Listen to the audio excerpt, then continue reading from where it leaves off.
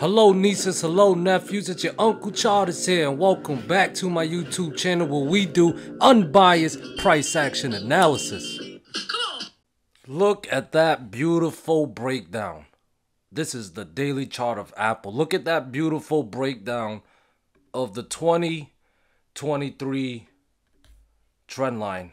Had plenty multiple bounces off this. That's kept Apple in a bull trend all year. Finally got the breakdown on my birthday. It was a great gift. And I said all year, 20, 30, 40 something YouTube videos I made. And I said, watch for that breakdown of the trend line if you're gonna look to short. Otherwise, stay bullish. If you stayed bullish on Apple when it was above the trend line, you made some good money. But if you finally, and you were disciplined enough to short the breakdown of this trend line, which is what the plan was all year for Apple, look at that follow through. Beautiful follow through. The breakdown of that trend line happened before earnings. I gave people beautiful trade ideas, beautiful trading plans for Apple all year. And instead of telling me how much money they made and how awesome the trade idea was and giving me positive news and feedbacks, you know, people complaining, Uncle, the Apple earnings didn't even do that good. What are you talking about? Just crying because I said Apple's did good on their earnings. I mean, they didn't do that good on their earnings. Only the MacBook sales did decent. But overall, it's still a good company. It's Apple. Okay? But I don't do long-term investment. I don't do long-term, medium-term trading stuff here. I do for this. My channel is made for day traders and swing traders. Short-term swing traders. This is what I made it for. That's my target audience. Why? Because that's what I do. I'm not going to talk about things that I don't do because that's not my forte. I'm going to stay in my lane and stick to what I'm good at, what I can do, which is unbiased price action analysis. And it was unbiased price action analysis that helped us to identify this trade setup that showed some good follow through. Didn't need any indicators. I do have indicators to assist me. I do have moving averages and the volume to assist me. But at the end of the day, they just assist me. The leader, the shepherd, is the price action. Bah! Because this is sheep style trading. We traded to the upside, to the downside. We just follow the price actions. We are followers. And that plan worked out beautifully. Speaking of plans that worked out beautifully, in my last video I said for SPY, like a little something that we could repeat to each other. And I was hoping you guys said it with me. And the saying was, bearish below the 20. I'm referring to the 20 DMA, the 20 daily moving average. Bearish below the 20. Bullish above the 20. As you guys can see, the plan worked out well with the price staying below the 20. You guys can see that. Now, we did get a wash above it intraday. And I love to talk to you guys about that because these trade setups were alerted in the Discord. And you guys already know that my core trade setups that I trade, my go-to trade setups that I go to, are the false breakdown setups and the false breakout setups. So when we have intraday breakouts and intraday breakdowns, sometimes I ignore them. And someone asked me, Uncle, if you only play false breakouts and false breakdowns, what happens when the breakout is legit? What happens when the breakdown is legit? Then I miss a move. I missed a move. 250 something, like over 200 something days of trading days a year. There's going to be times where I miss some moves. Okay, this is not Pokemon where we got to catch them all. We don't have to catch them all. We just got to catch some of them. Okay? I'm fine with missing some moves. I'd rather take trade setups where I know the probability is tipped into my favor. It makes me more comfortable. It makes me less emotional. Okay? I'm okay with missing out with some opportunities because I know there'll be others. So basically, what happened on Friday? We had a false breakdown setup to start the day, in my opinion, which was alerting the group. We broke down my 450 level, as you guys can see, bounced around very close to my 448.5 support, and then we recaptured it on the 15-minute candle. Recaptured 450, which that's the entry, or where you would want to enter. False breakdown setup, break down the support level, recapture the support level. Support level is, it's back below the price. Price pushed up. Level to level up to 451.7 and went a little higher, very close to my 453 target. Went to 452.8-ish, around there. Okay? So there, false breakdown setup gave us a nice level to level intraday move. From there, what happened? We had a false breakout setup of the 451.7 level. 451.7 was my 1.618 fib level. Okay? I've given you guys these levels. I hope you add it to your charts. But yes, false breakout setup. And look at that beautiful, beautiful move to the downside. Okay? I had some people say, Uncle, short-term trading, it's goofy. It's a lot of traps, a lot of ups and downs. I get you. I agree. It is goofy. But when you spend years and years with this goofiness, you start to get to know the goofiness, And one thing I noticed is there are a lot of traps with short-term trading. This is why I encourage us to play those traps. False breakouts and false breakdowns are the greatest trade setups of all time. They can work on smaller time frames and they work on larger time frames. Okay? We trade with the traps instead of becoming victims to them. So what's a false breakout? When we clear the resistant level, you guys see we clear the resistant level and then we close back below that resistant level. Okay? We close back below. That's a false breakout setup. They don't always happen. False breakdowns and false breakout, they don't always happen. But when they happen, they can be very good trade setups. Okay? And if you do it on higher time frames, 4-hour daily chart with these setups, it's good for swing trading as well, in my opinion. All right? So what's the plan for this coming week? Well, still overall bearish. Let me be clear here. I'm not bullish for the short term, but I am bearish for the short term. I'm still bullish for the medium term because, overall trend is still bullish, guys. So bullish for the medium term. But keep in mind, I am a day trader. So what happens in the short term matters a lot to me.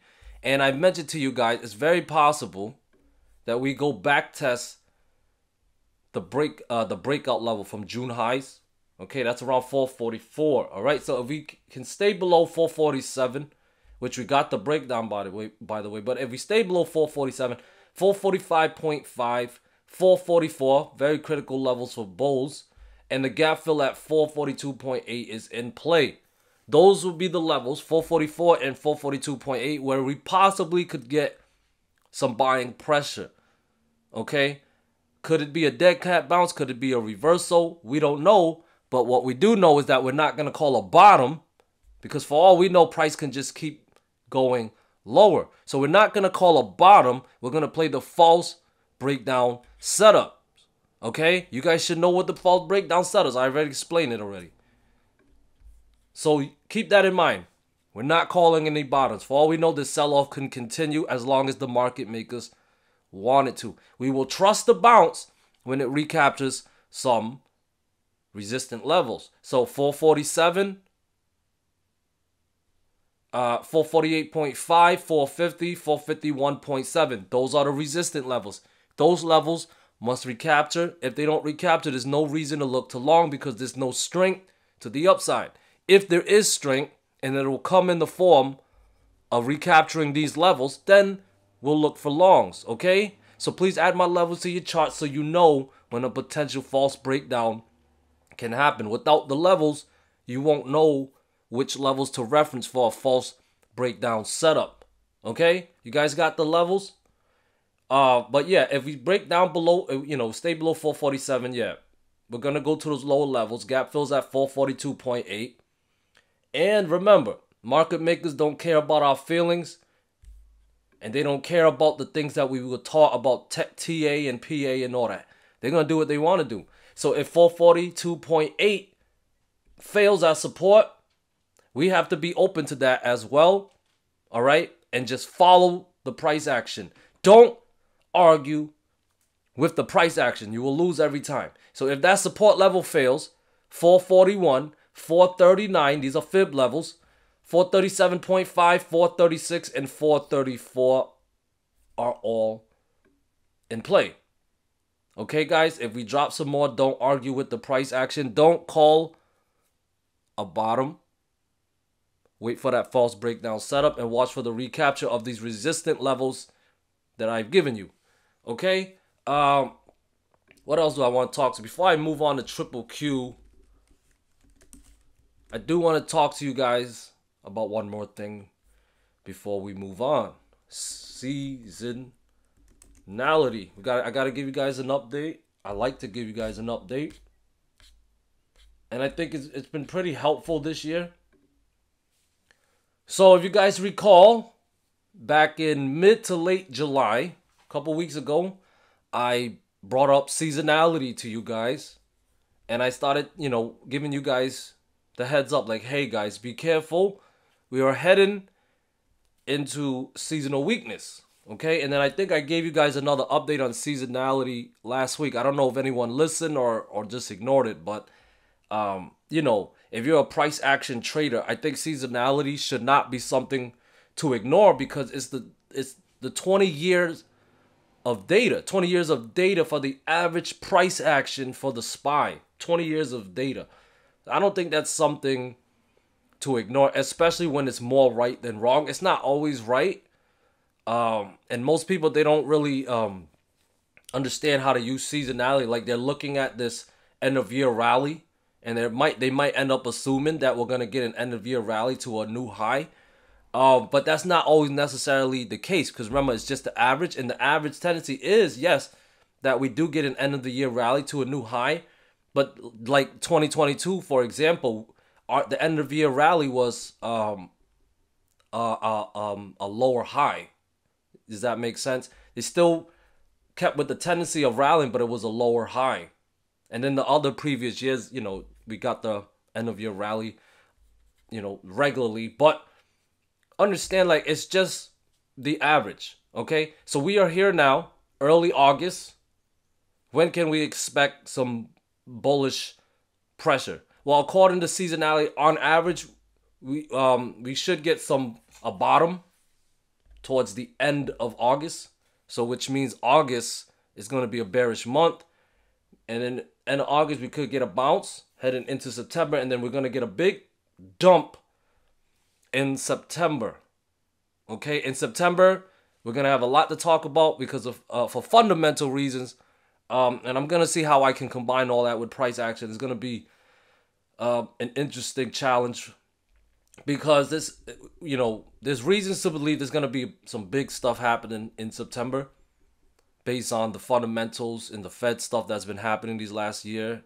Okay, we'll talk about that when we get there. All right. But as of right now, in the shorter term, we're bearish right now, and it's tracking. Seasonality said we could get a big pullback, and we start getting bearish around late to early August. And we look at the charts, that's late July to early August, So SPY is doing what it averagely does and pulling back, getting bearish in the month of August. Okay, so that's just a little seasonality. I don't know if it's a good thing I gave you that information. I hope it's a good thing. Some people get, analysis paralysis, over analyzing the info. Don't over analyze it. Okay, let's simplify it with Uncle's trading plan that I've given you guys, okay, with the trade setups and the trade ideas and the levels. All right. And speaking of trade ideas, we got the breakdown of this triangle pattern. Some people asked me, was Thursday's candle a breakdown and then it just recaptured? No, I don't consider it a breakdown, because if you look on the daily chart, we never had a breakdown below the triangle pattern. It gapped below and opened below, yes, but it never closed below. However, Friday's candle closed below. So now, if 372.8 and 374 recaptures on Monday, then we can consider that, hey, that's a false breakdown setup. We broke down the triangle, and now we're closing back above the triangle. That's a false breakdown setup. Okay, now that would be bullish. All right, 375.6 is a critical Fibonacci level. I am bearish as long as below 375.6. And also the 20 daily moving average stepping up, getting our attention here. That's around where the QQQ rejected from. 20 daily moving average is around 377.5. It'll change a little bit, but make sure you keep that on your chart and watch it, because the market is clearly recognizing it as a pivot level, as a pivot zone. All right. So overall, below 372.8, bearish. Bears want to keep price below 372.8 and 375.6 at the highest in case we get a bounce. But definitely, if it stays below 372.8, this breakdown holds.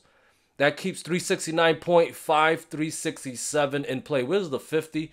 The 50 is around 366.4. So we'll probably test that. It'll probably creep up to my 367 level. But yes, below that, I got 365 and 363.4 and 361 as targets below that, okay? So bearish as long as below 372.8. Those are my targets to the downside. 371, 369.5, and so on. Can't get bearish unless we get, can't get bullish unless we get that false breakdown setup, which means a recapture of 372.8, 374, and 375.6 to put the upper targets in play. 377.5, 379, 380.5, and 382 would be the upper targets. Dow Jones, I mentioned to you guys, short below 353. We gapped up above 353. It, broke down intraday and also closed below the 351 level. That's a 1.5 Fibonacci level. As long as below 351, 349 is in play. That's also a fib level, but also an area of confluence with my orange trend line here. Below 349, bears take control. Based on the price action, bears take control below 349. I'll be very bearish with 346.5, 342.5, and maybe fill the gap around 339 to 339.5 zone. All right, we trust no bounce unless it recaptures levels. That means get above 351 and 353 to trigger longs, put in 355.7, possibly a higher high, up to 358 and 359.3 in play. All right, guys, IWM. All right, it broke down that 195 level Thursday, showed follow through Friday, technically speaking. So if it wants more bears follow through, it needs to break down 193.8 to put 192.7, 191.4, and 189 in play. Loss of 193.8 is your trigger to go short. If we recapture 195, that's your trigger to go long. Put in 196.4, 198.4, 200, and 202 back in play. Okay? Tesla, beautiful trade setup on Tesla that I had in the Discord. I've mentioned to everybody. Bear case. 263 must defend as resistant and reject the price. I'll trust the rejection. If 261, 259, 257 fail as support, are triggered to go short. I tell people, guys, certain levels, certain criterias, if they're met, I'm either bearish or bullish. I don't know why people are still confused. I had some people ask me, what do you think of Tesla? Are we bearish? I wrote right here that I'm bearish, and I wrote right here what it would take for me to be bullish. And you got to look at the price action. Was price ever above 263? Yeah, it washed above it briefly, but it was a false breakout setup. You guys know I love the false breakout. Strong rejection from there.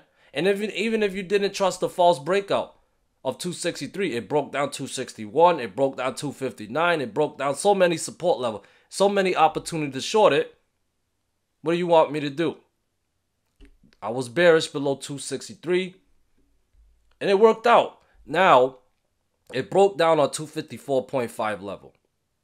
As long as below that, I'm bearish. That means when I'm bearish, that means I believe in more downside, and I'll be looking for selling opportunity, for shorting opportunities. Make sense? Of course, I'm a sheep. So if certain criteria get met, like it recaptures 254.5, I'm going to be long in it. And keep in mind, level to level, short term. All right? If you're doing medium term stuff, you know, I do my best to help you, but this short term. So 254.5 recaptures, 257, 259, and 263 will be back in play. I'm not going to hold the 254.5 recapture all the way to 263. I'm going to hold it to 257, leave a runner, and then play it to 259, 263. Maybe I'll add to my winners. Maybe. Okay, but only bullish if we recapture some of these levels. 254.5, 259, and 263. As long as below 254.5, we are bearish. Okay? 252, 249 are in play with 247, 244.4, and 241 below. All right? Apple. What can I say about Apple? I mentioned to everybody, look to short the breakdown of this trend line. Otherwise, stay bullish. The plan for Apple was simple all year. And despite the awesome analysis, people emailing me, messaging me, talking about Apple earnings. Crazy. No love. Give you guys free trade ideas. You know? And I'm not talking to everyone that's watching. I'm talking about to those people who sent me those messages last week. You guys know who you are. I don't know if you're still watching, but if you're watching, listen, I help you make money. Free of charge. And I deserve your disrespect. Wow. Anyways, so let's talk about the plan for the people who do appreciate Uncle Charters. Let's talk about the plan for Apple right now. Okay, first of all, we have to recognize that the overall trend for 2023 is still bullish. Okay, it's just now we're finally, and the trigger was the breakdown of trend line. Now we're finally getting to a correction mode. Is it possible we go to some new lows? Maybe. Okay, but I don't want to make those bold predictions. All I know is we are definitely in correction mode. It's very possible we go down lower. All right, I have 185 support level here. That's the orange trend line. That was a resistant level. Another resistant level is 186. Excuse me, 187. Okay, and then 188.4 above that. Please add these levels to your charts. Gap fill. Gap fill is at 191. Okay. Gap fill is at 191. Fib level, that's at 196. Some previous buy and sell zone around 192.5. Okay. Previous pivot high here is 194.4. That was the June 30th pivot high. Please add these levels to your charts. I gotta say it repeatedly because it's important that you add these levels to your charts. Okay? So as long as below 185, I'm overall bearish and favor more correction. More correction. It closed around 182. 182 is actually a resistant level. 182 as well. 180.5. If that fails, 177.5 and 176 are the next support levels. 176 was a pivot high from August of last year.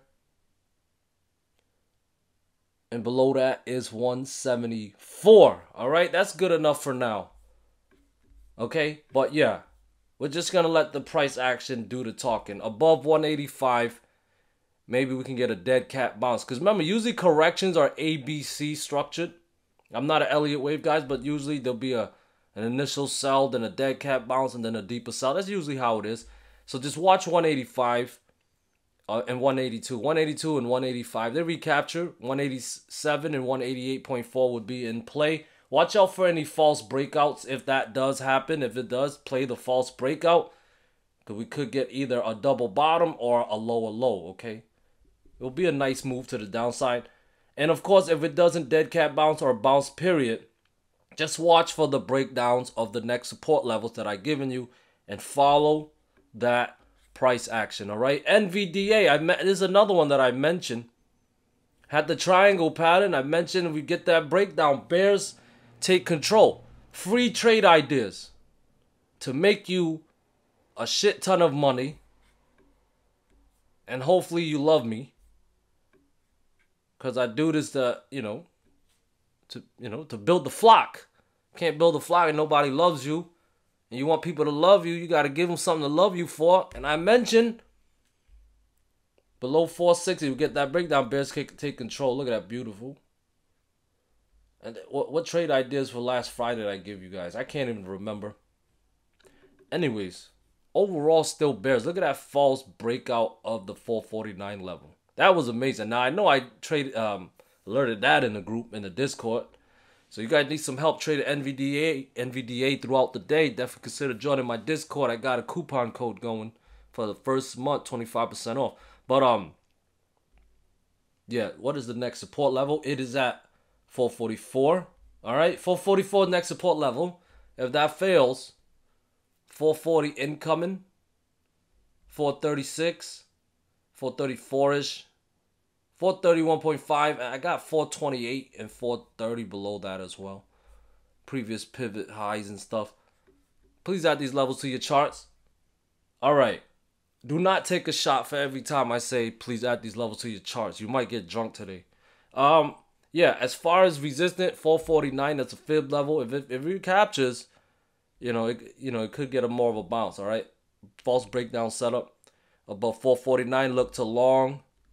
451, 452.5, 455, 457.5, 459. All right, those will be the upside targets if 449 recaptures. Otherwise, it looks bearish. It looks like it wants to head down. So watch for the breakdown of the next support levels. I gave you the support levels. Please add them to your charts. Microsoft, I mentioned to you guys, bearish. If we break down that trend line. Worked out beautifully level to level. Broke down the trend line around 334, 335-ish. Hit the support level, fib level around 325-ish. Bounce. Look at that. Back tested the resistance level. Textbook stuff. Got the rejection. Bearish price action, guys. Bearish price action. At least for the short term. Now, if we break down that 325 level, we could get a lower low, right? Higher low, lower highs, lower lows, right? So the low is around 325, my fib level. If that does break down, fib level 1.382 fib level, if that does break down, we're possibly going to go ahead down lower, maybe down to 321, okay? Maybe down to 315-ish. Remember, we're in seasonal weakness. August is a bearish month, so, keep your eyes on Microsoft. As far as resistance goes, 330. No, excuse me. 329.7, 331. 332.8. Fib level is at 334.5. And then the white trend line is at 336.6. Gotta recapture those levels to be bullish, especially the white trend line at 336.6. If it does, that's a big recapture. We'll possibly head up to a higher high. That'll be a pretty decent move to the upside. As of right now, for the short term at least, it's looking bearish. Support is at 327 and 325. Watch for the breakdowns of the support level for the lower targets that I gave you guys. Amazon, as expected though, after the earnings, it did bounce, hit that 140 level. I thought we'd get a rejection from there, but we didn't. It actually went up to 443.6s. Did not clear this trend line though. We gapped above it, yes, but did not get a close above it. So it's not cleared. All right, and it did not close above that 140 target level either. It actually closed around 139.5. If that level breaks down, 136.5 would be back in play. 134.5, there's a gap fill to 133.6. There's also a gap fill down to 130. All right, watch for the breakdown of those support levels in case the market makers want to fill that gap. Now, if it wants to head up higher, don't argue with the price action if it does. It'll have to get above 140, 141 to be more exact, above 141 and 142 to put 143.5 and 146.5 in play. All right, guys, Google, this is Google with the L, Google with the L, broke down my 129 level. That was a previous pivot high from June 7th. Next fib level, it's at 127.8. If that fails, we're going to go lower, guys. 126, 126. 127.8 fails. 126 in play with 123.8 and gap fill at 122 in play. Okay, can't get bullish unless it recapture 129 to put 131.4, 132.2, and 134.2 back in play. Okay, bullish above 129, bearish below 127.8. Meta looks like it wants to break my fib level at 309. If it does look to short, I'll favor the gap fill at 301. If that fails, it could drop down to 291. All right, between 301 291, I got 297.7. 295, and that's it. Those are the levels I got. Now, if it doesn't break down 309, I will trust the bounce when it recaptures some resistant levels, starting with 311, 313, and 315. That will put the higher targets up in play. Okay, so above 315, I got 318 and 321. All right, Netflix. Still bouncing off that 1.5 fib level at 426.5. If it finally breaks down, guys, look to short. It's going to be a beautiful move to the downside. 423, 419.2, and 415-ish would be all in play. I'll trust the bounce if it can get above 432 and 437.5. If it clears those levels, look to long with 442, 445-ish, all in play, possibly higher up to 453-ish. AMD, got a yellow trend line here. A few touches, as you guys can see. All right, we did reject. We got some selling pressure from there, okay? So, to be bullish, price needs to stay above 115, clear that 117 level in the yellow trend line. The breakout's 119. Break above 119, that's bullish. With 120, 123, 125.8, 120 and 127.3 in play above. Okay, if we want to get bearish, look to short below 115 or 113. If below 113, I'll definitely be bearish. With 111, 109.5, and 17 below. Below 107.5, below 107. It will be very, very bearish. This double bottom is canceled, and we could see a lot lower targets, okay? Now, let's end this with the option flow. But before that, here is the dark pool. 5.6 billion in premium at that 449 level. Guys, there's a lot. That 5.6 billion is a lot of liquidity. And it's usually this high when there's a big move to be expected, when there's direction. All right? Below 449 is bearish for the SPY, okay? Also,